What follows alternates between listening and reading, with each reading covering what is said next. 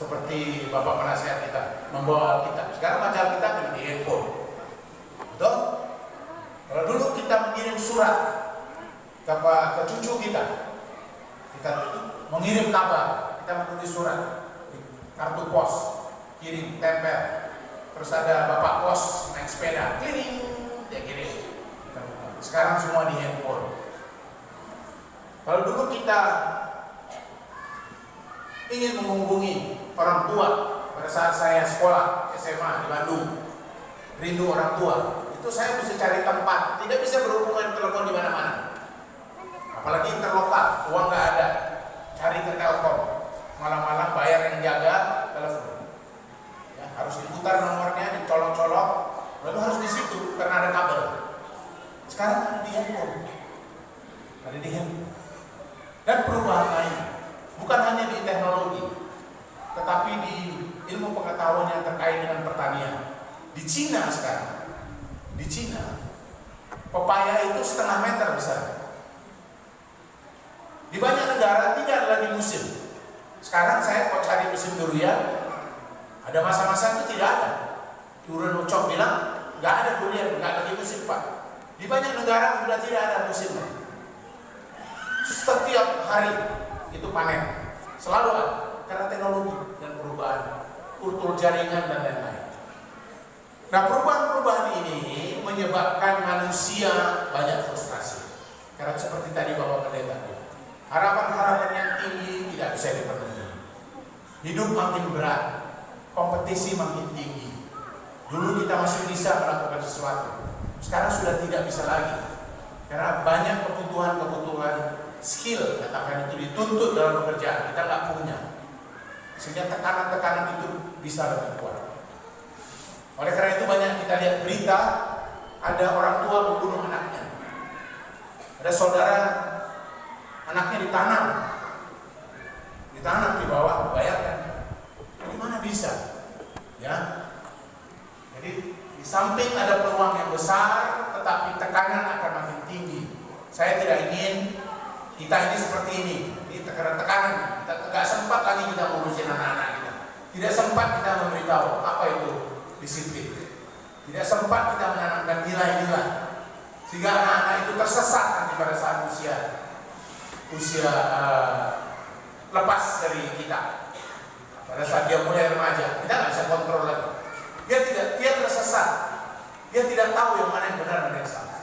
Ya, oleh karena itu, makanya saya tegas. Oleh karena itu, ya, satu-satunya sumber pengetahuan yang memastikan kita akan tetap bisa mengikuti perubahan itu adalah Alkitab. Disinilah sumber ilmu pengetahuan. Ada banyak orang tersesat karena lupa dan tidak lagi ikut di dalam keseharian menekuni Alkitab. Saya berpesan kepada kita semua, karena kalau di Dairi memang setiap minggu kalau kita bergereja itu patuai balik sedikit sekali.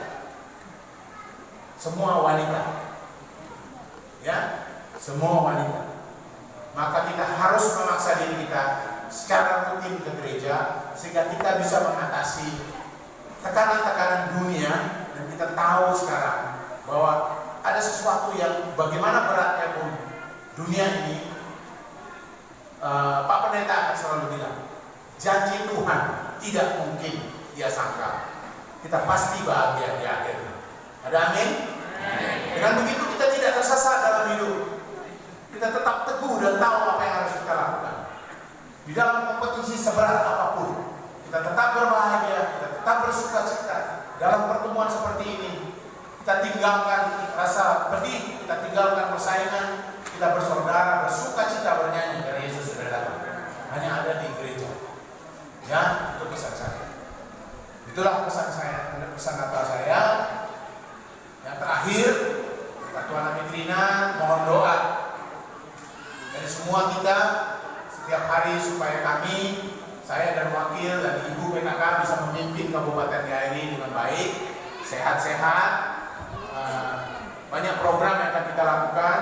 Contohnya, mungkin mulai Februari kita akan mencanangkan 1 kali dalam seminggu kita hari Jumat semua kita dipelopori oleh ASN minum kopi Sidikalang sama-sama.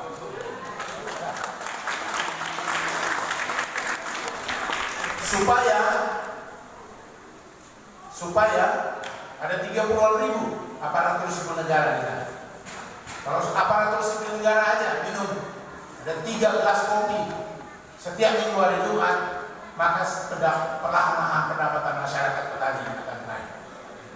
Tujuan kita ingin mengembalikan, mengakselerasi bagaimana sejak tahun 60-an kopi Sidikalang itu terkenal di seluruh dunia. Kita ingin kembalikan. Yang terakhir, mari kita berbahagia, mari kita sambut Natal Yesus sudah datang dengan cara kabarkanlah bahagia itu di rumah kita sendiri.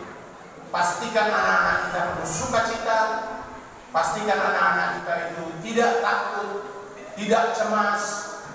Dia bertanya apa saja kita layani, dan rumah adalah tempat yang dia rindukan. Nah, setelah itu kita pastikan juga kami pemerintah berusaha memastikan hal yang sama terjadi di rumah sakit, di kantor kecamatan, di sekolah-sekolah, di kantor-kantor aparat desa, di seluruh tempat rasa bahagia, sukacita, persaudaraan itu terjadi. Semoga itu juga terjadi di Medan di antara kita. Dan doa saya, doa kami, semoga Tuhan senantiasa memberikan rahmat-Nya kepada kita semua.